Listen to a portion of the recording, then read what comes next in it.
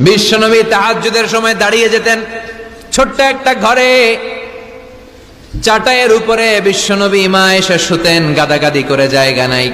মাঝরাতে বিশ্বনবী তাহাজ্জুদের জন্য দাঁড়াতেন, আল্লাহু আকবার বলে দাঁড়িয়ে যেতেন, নামাজ শুরু করে দিতেন।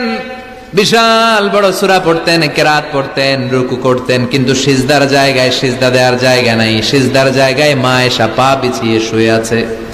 বুখারীর বর্ণনা, বিশ্বনবী সিজদায় যে হাত দিয়ে মা এসার পায়ের মধ্যে চিমটি কাটতেন, মা এসা বুঝতে পারতেন বিশ্বনবী এখন সিজদায় যাবে। সুবহানাল্লাহ পড়েন। মা এসা বুঝতে পেরে পা দুইটা সরিয়ে নিতেন, বিশ্বনবী সিজদা দিতেন। সিজদা দিয়ে বিশ্বনবী যখন আবার দাঁড়িয়ে যেতেন, মা আয়েশা পা বিছিয়ে আবার শুয়ে পড়তেন। কি ইবাদত ছিল বিশ্বনবীর! হাত্তা তাতাওয়াররামু খাদামা।